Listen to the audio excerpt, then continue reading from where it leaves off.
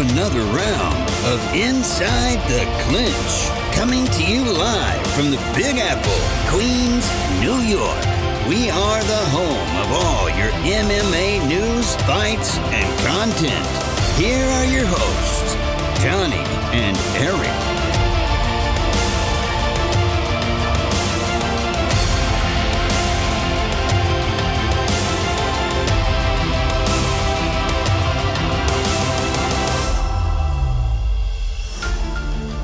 Hey guys, and welcome to round 2 of Inside the Clinch. In this round, we'll be discussing the UFC 254 fight results, speculate who the MMA GOAT is.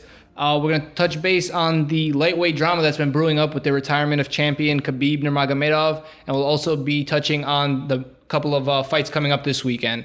Stay tuned, guys.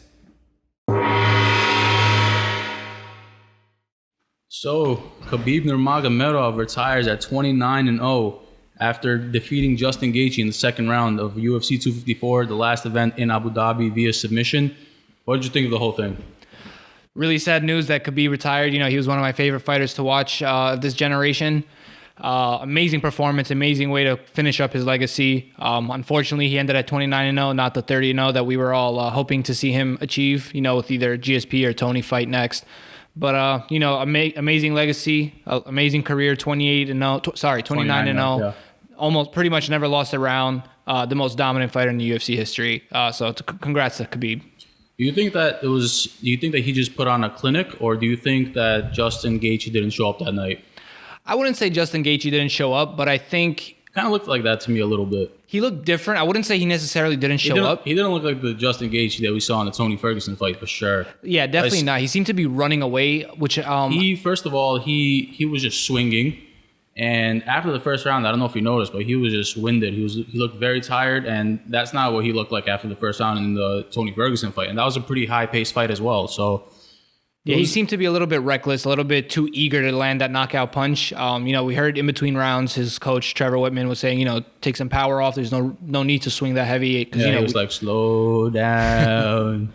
So yeah, I mean, you know, his corner realized it and asked for him to, you know, take some power off those punches just to not gas himself out so fast. But I mean, you know, Khabib is just a master at what he does. He found an opening, got a takedown in the first and almost finished it with an armbar.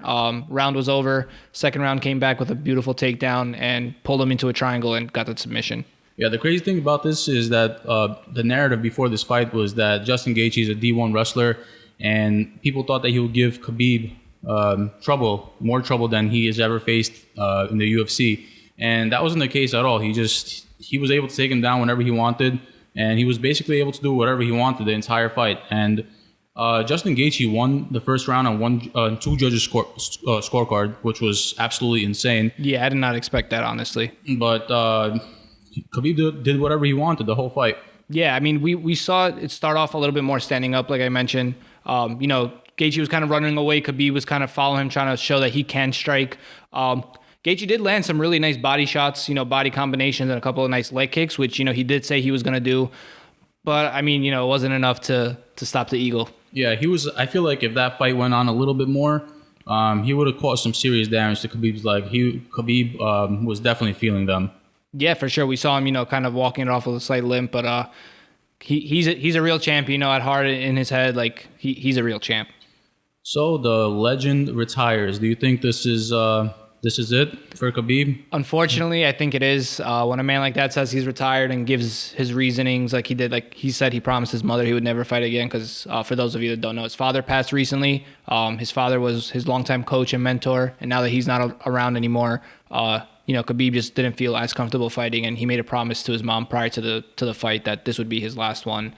So based on that, I would have to take Khabib at his word. I unfortunately do think he's done with it. I really hope not, man. The thing about it is that he's at his prime right now. We can make the argument that he looked better in this fight than he looked in most of his UFC performances thus far. So yeah, I mean, we saw his stand up a lot more this fight. You know, usually he doesn't strike this much. He was just absorbing punches like it was nothing, and he was like so confident with it, and it was just insane to see. Because what I was saying when Khabib was fighting, I was telling my brother that Khabib is fighting stupid. He's gonna get knocked out. Why is he trading shots with Justin Gaethje? But apparently he knew what he was doing. He dominated the whole fight, man. Yeah, I mean, really sad to see how he was crying like almost like a kid, after that win, because he did mention after that triangle choke is his father's favorite submission, and he was able to pull that off. So this whole last fight for Khabib was really for his father, and it was just beautiful to see.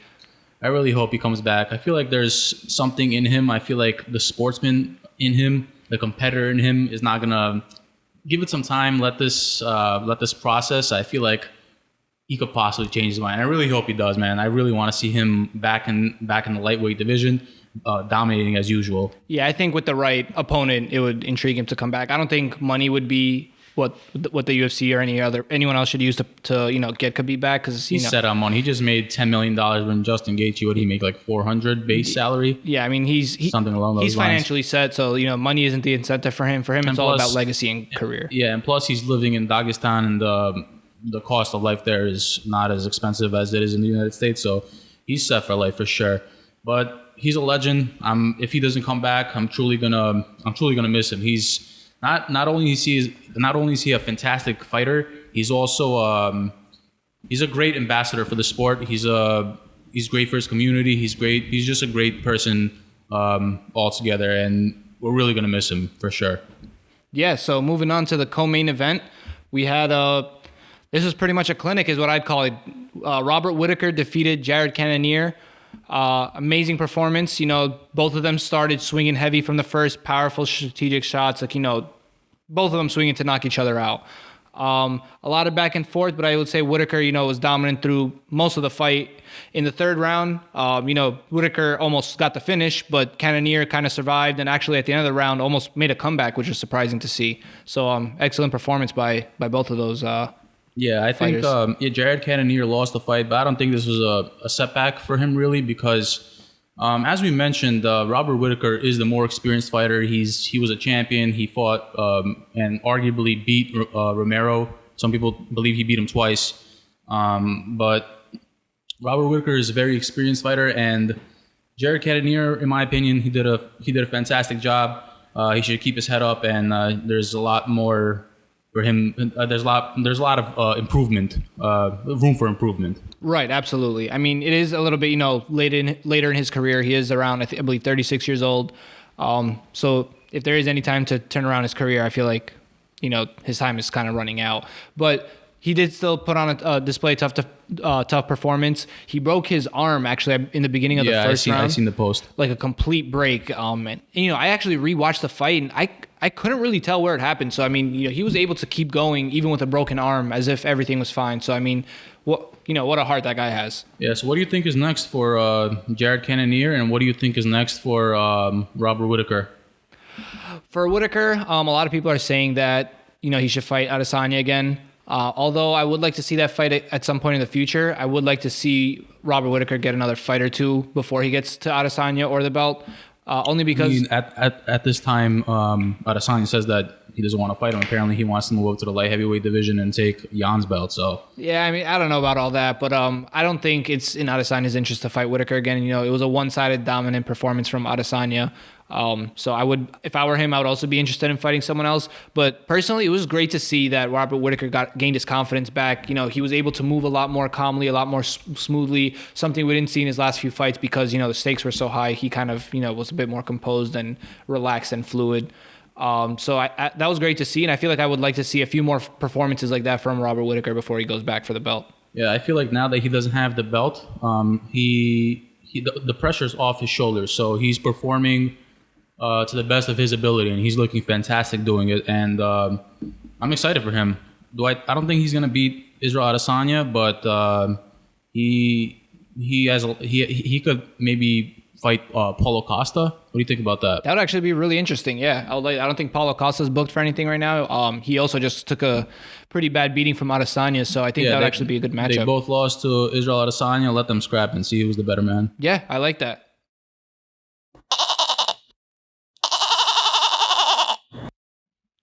So, who is the GOAT? That's the question that everybody wants to know, huh? So, a lot of speculation now, a lot of back and forth between the two that are most mentioned in the GOAT conversation, Khabib Nurmagomedov and Jon Jones. Yeah, it's Khabib Nurmagomedov and John Jones because he with all the tweets he's been sending out right after the fight, which I'll get to in a second. But also Anderson Silva should be in the picture. I feel like Fedor Emelianenko. But who do you think? Do you think Khabib? Don't forget GSP. And GSP. I'm sorry. How can I disrespect GSP like that? Who do you think it is? I would have to say Khabib. I mean, John Jones is kind of poking at the fact that he has more title defenses and things like that. But I feel like Khabib has had the most dominant career overall. John Jones has had, a much closer. He had a lot of close fights. Yeah, his last few fights haven't been as decisive as the beginning of his career. The John Jones of 10 years ago may have been more considered to be the GOAT, but I feel like John Jones nowadays, I don't know if it's the age or, he's kind of seemed to slow down a little bit, but Khabib has just been getting better and more dominant as his career was progressing. I don't think the number of title defenses matters, but I mean, he has 29-0, which is, I think, just about as many or more fights than John Jones has. So he has more wins. I know John Jones has a controversial loss, so they're technically both undefeated. People think that John Jones might have lost to Gustafsson. People say that I saw some crazy shit that people say that he lost to Santos, which I completely disagree with. And people say that he lost his last fight to Dominic Reyes, which, I mean, I could see that. Those are all really close fights, which I think, when you're talking about the GOAT, the greatest of all time, the most dominant, the best fighter, I mean, Khabib seems to have, a farther gap from all his opponents. He has the most 10-8 rounds, I think, out of anyone in MMA history, let alone UFC. I think he was the more dominant and better fighter. The thing that you're looking at, I think the way you're looking at is who's the pound for pound best fighter right now. I think that's Khabib for sure. But if we're looking at the GOAT status, I don't think that Khabib has the sample size to say that he's the GOAT. John Jones, I know you want to discredit the 15 title defense, that's a crazy number. 15 title defenses. Absolutely, taking nothing away from the champ. What we could take away from John Jones is that he's been popped for PEDs several times. So many take him out of the discussion just for that reason alone. Before you go on, my only argument to that is, the PEDs allow you to recover better, recover faster, maybe train a little bit longer. But the way John Jones was winning with the skills he was winning, PEDs don't give you skills. He developed those skills in the gym. I agree with all that. I don't know if I would necessarily agree with that argument. I personally think that it's a hard decision to make because Khabib, as you said, was so dominant for the time that he's been here. And John Jones has been in some wars. I think maybe one argument for John Jones being the GOAT is he was more well-rounded. Khabib was predominantly, fighting on the ground and pound, grappling, things like that. But John Jones was a phenomenal striker and he had great ground game as well. So he was a little bit more of a, well-rounded fighter. Yeah. So regardless of the GOAT talk, I thought it was kind of disrespectful that John Jones came onto Twitter moments after Khabib just had that spectacular performance. Moments after Khabib, not even a few hours passed before he started tweeting. Dude, it was right away. And the tweets, so they're right here. Until I take that heavy crown, I grant you that spot. Enjoy, champ. And which was weird because then he took that back and he said 15 world titles. Numbers don't lie. And then he says, I want to congratulate Khabib for an outstanding career. I know he made his father with millions of fans around the world incredibly proud today. May God continue to bless him. Like, the dude is like bipolar. It's so weird. I feel like if he wanted to say something, do it some other time. I understand he doesn't want to lose that pound for pound spot. I completely understand that. But dude, just give the guys are tiring. You could come and get your spot back later. Give the guy his moment to shine. Shut up for a little bit. Like, people already hate you. I love John Jones, you know that, but like, dude, just like relax, bro. Like, I think he's also possibly just trying to stir up some controversy. All publicity is good publicity at the end of the day. So I think he's almost similar to what Connor's doing, kind of trying to stay relevant at this point until he gets his next fight booked. So you don't think it's GSP? It's hard to say. It's hard to go back and compare different generations of the sport only because MMA is such a new sport compared to all the others. And, the level of athleticism has grown so much.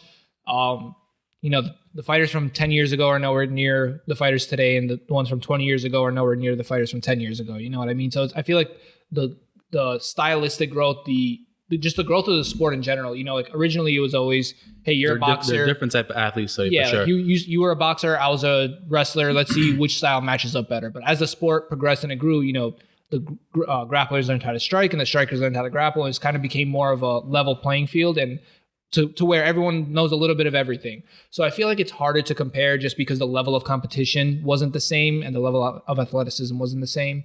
Not to take anything away from GSP's amazing career, but I feel like just the level of competition, you know, Jon Jones and Khabib fought were a little bit more advanced. Another thing about GSP is he has a few losses. He lost to Matt Serra. He later avenged that loss, right? Yes. He avenged that loss. He has lost to Matt Hughes. And then that last fight prior to Mike Bisping, before his retirement, so to say, he had a pretty close fight with Johnny Hendricks, which I thought he lost. I thought so as well. He won via split decision. So I don't know. I mean, George St. Pierre was a very dominant fighter, but I don't know how we could give him the GOAT status after several losses, you know? I mean, look, what was amazing about GSP is that he was a striker that, I believe, like a karate or kung fu style that developed his ground game in wrestling, and that grew into being some of the best wrestling and ground game that the sport has ever seen. To see someone that who isn't from that background initially just develop his skills so amazingly, I think that was the most significant thing in GSP's career. Yeah. So I mean, I want to give it to Khabib. I feel like at this moment in time, Jon Jones and Khabib. Jon Jones, let's be real. Jon Jones is undefeated. He lost that technical. He has that technical nonsense loss. But they're both undefeated, so I feel like they are the two that should be regarded as the GOATs. At this time, I don't think that Khabib has the sample size to say that he's the GOAT. I believe that he is a more dominant fighter than Jon Jones. But I feel like the sample size, it takes it away from Khabib. But I do think, I hope Khabib comes back sometime in the future. I know that he said he's not, but I hope he comes back in the future and he claims that title. He gets a few more wins and nobody could deny him with a few more title defenses for sure. Especially if he's as dominant as he was. Look at his last 3 fights. Conor McGregor won the fight in the 4th round, submitted him. Dustin Poirier won it in the 3rd round, and Justin Gaethje just won it in the 2nd round. The dude's a savage. Like he can't be beat, you know. And like he throughout his career, I know some people say he lost a round here and there. His first fight in the UFC, I believe people say he lost a round, and people say that he lost a round to Conor McGregor, which I disagree with as well. But he's just a very, very dominant fighter. So I think that if he comes back in the future, I think he could solidify his title as of being the greatest of all time.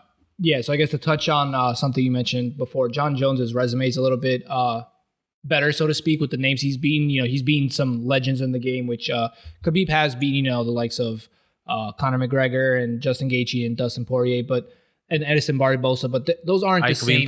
Yeah, those aren't the same level of competition. So, like, just to read through some of the wins that Jon Jones has had: Gustafsson, Daniel Cormier twice, Chael Sonnen, Vitor Belfort, Rashad Evans, Lyoto Machida, Shogun. Like you said, Rampage Jackson already. Yeah, so it's you know, it's just like legend after legend after legend after legend that Jon Jones was just obliterating. And he was so young. He was just such a star. I mean, I love Jon Jones, man. And I wish we could get the old Jon Jones back. Yeah, it's not gonna happen. But he just needs to shut up sometimes, man. It's just like so aggravating to hear him talk. Like, just relax for a second, let the dude shine. Everybody knows you're a beast. Like, I don't know, man. Yeah. So, go talk. Final answer. Who do you think is the GOAT of MMA at this point? The GOAT, I want to say my boy Jon Jones, the pound for pound best fighter at this time, Khabib Nurmagomedov. Agree with you 100% there. Oh, yeah.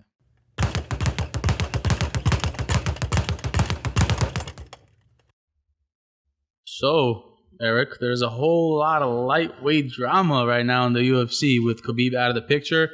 There's a lot of traction gaining in the lightweight division. What do you think? What should the UFC do? So lightweight's been really interesting for a while. You know, the champ has been Khabib up until this past weekend, and he's kind of only been fighting once a year. So I feel like the top of the lightweight division has been a little bit congested as far as just the title opportunities for some of the different fighters.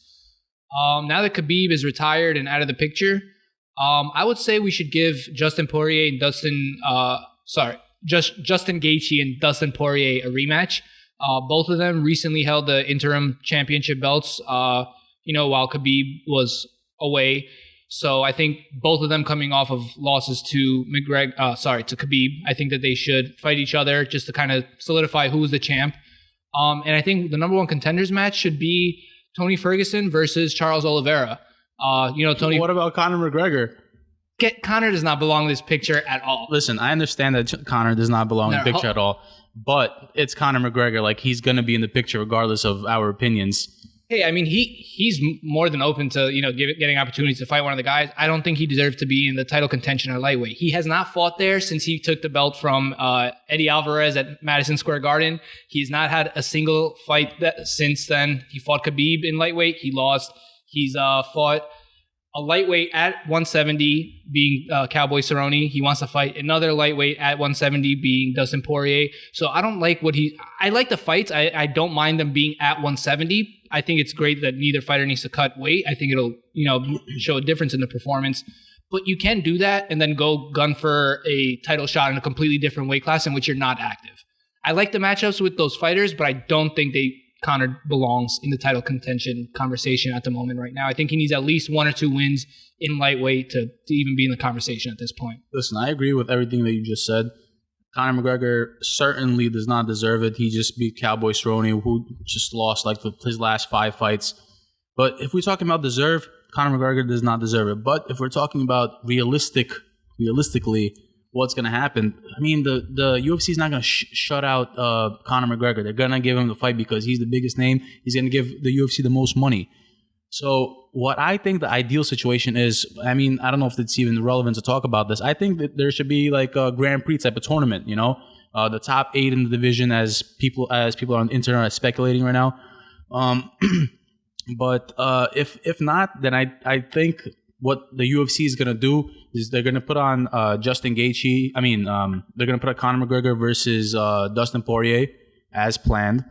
And then Justin Gaethje. Do you think that's for the belt or just a match at 170 and that's They're probably going to make it for the belt. I mean, I disagree with that. I think what you said, Justin Gaethje should fight Dustin Poirier. And then Tony Ferguson, you said should Charles fight Oliveira. Charles Oliveira. Okay. So Oliveira has been on a streak, I think a 6 or 7 fight win streak. He's on a 6 fight win streak. Yeah, and he is an amazing Brazilian Jiu-Jitsu practitioner. I mean, he's been getting submission after submission against some pretty big names. He's kind of flying under the radar, but I mean, if you look at the names that are above him, it's Justin, Dustin, Tony, Conor, Khabib. Like, these are big names, and he's kind of just, I feel like, getting shadowed over them. But he's on a great win streak, and I feel like he deserves to be close to a title contention. So that's why I think Tony Ferguson, since he lost to Justin Gaethje, would be a good matchup for Charles Oliveira, being that he's coming up. He's currently ranked number 6. And in the meantime, I also think since we have Michael Chandler still in the mix, he hasn't gotten a fight yet since he's been signed to the UFC, I think we should start him off with Dan Hooker. Dan Hooker is ranked number 5. He's coming off a loss against Poirier, which was a crazy war. It was a great fight. I feel like that's a great place to kind of see where Chandler fits into the mix in this rankings in the new organization. And Dan Hooker is a great fighter as well, so I feel like it'll be a great performance for a great matchup to make for both. That could be a good matchup for sure. How about this? Justin Gaethje versus Dustin Poirier for the title, as you mentioned, right? Because they were the 2 interim title contenders. They had the interim belt prior to Khabib, and then Tony Ferguson versus Conor McGregor. That would be a huge pay-per-view fight as well. Tony Ferguson versus Conor McGregor, and then Michael Chandler versus Charles Oliveira. That would be interesting too. Yeah, I like that. And because Dan Hook... I feel like you're just trying to push Conor into the mix, though. I mean, I'm not trying to push Conor into the mix. I want Conor to deserve it because, the dude's a freaking millionaire. He does whatever he wants, but they're gonna give it to him regardless. Is what I'm trying to say. I'm not trying to advocate for him to get the title in any sense, but it's just realistically, it's Conor McGregor, and the UFC is gonna side with him. So, but there's a lot of fights to make, and one thing that I really want to see is I want to see Kevin Lee bounce back and make something of himself, man. Because I feel like I've been saying this for the longest time. I think Kevin Lee has a lot of potential. I think his mental is just a little bit not there at the moment. But I think he's another contender, but he just needs to get his shit together. Has he said if he's staying at 170 or moving back down to lightweight? Because I know he was fighting at lightweight, then he went up to 170, and then I think after that loss, I know he was considering moving back down, but I mean, I haven't heard. I don't know if I'm not sure. I'm not sure, to be honest. But Islam Makhachev is also another one. He's another one that might be fighting for the title very, very soon. He's a beast, man. Yeah, like I said, I think I mentioned it last week. I would love to see Islam match up against someone like Michael Chandler, but Michael Chandler, like we said, being that he was recently offered as a alternate fighter in the title shot, I don't know if he's going to be interested in fighting someone that's not ranked in the top 10. Islam Makhachev is a problem for anyone in the division, including the number 1 Justin Gaethje, number 2 Dustin Poirier. 100%. I could see him beating all of them, honestly. I can't wait for him to get more active. And he's going to. Now that Khabib is out of the picture, I feel like he's going to get the opportunity to continue the AKA legacy of having the belts for how many consecutive years now. Yeah. But the lightweight division is looking stacked. I'm excited for this, man. Yeah, I think this next year is going to be really exciting to see how it pans out in the lightweight division. Yeah, awesome.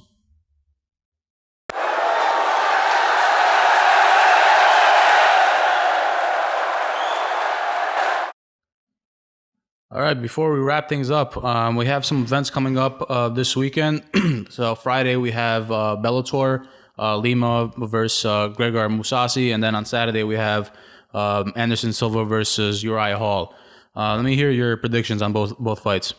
So I guess let's start off with Bellator first. So we have Douglas Lima versus Gegard Mousasi, both great fighters. I think they're both actually in their athletic prime, so I think this is the perfect time to make a match like this.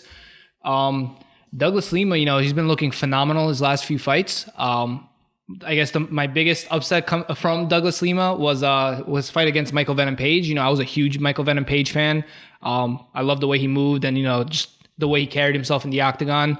And Douglas Lima just made it look like a joke. He had a vicious knockout where he kicked him in the leg, where MVP kind of fell down and slipped. And before he even had a chance to get up, he just caught him with a beautiful uppercut and just knocked him out completely. Yeah.